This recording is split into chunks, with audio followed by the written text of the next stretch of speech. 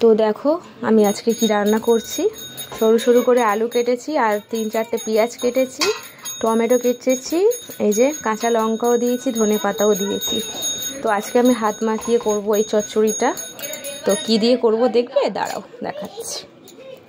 এই দেখো আমার বর, অনেক দিন ধরেই আমার খুব ইচ্ছে হচ্ছিল যে একটু ছোট মাছের চচ্চড়ি খাওয়ার।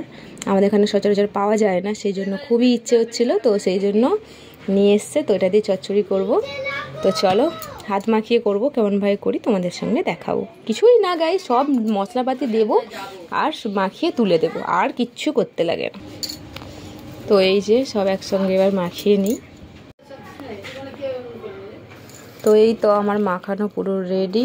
এবার একটুখানি জল দেবো, দিয়ে ঢাকা দিয়ে ওই ঢাকনাটা দিয়ে ঢাকা দেবো, দিয়ে জাস্ট বসিয়ে দেবো। ঠিক আছে, তো চলো। তো এই দেখো বসিয়ে দিয়েছি, এখন হবে সুন্দর করে। এটাকে হাত মাখা চচ্চড়ি বলে গাইস। তো তোমরা কারা কারা এরকম খেতে ভালোবাসো জানিও। এটা হয়ে যাক, তারপর আর একবার দেখাবো তোমাদের কেমন দেখতে হয়েছে।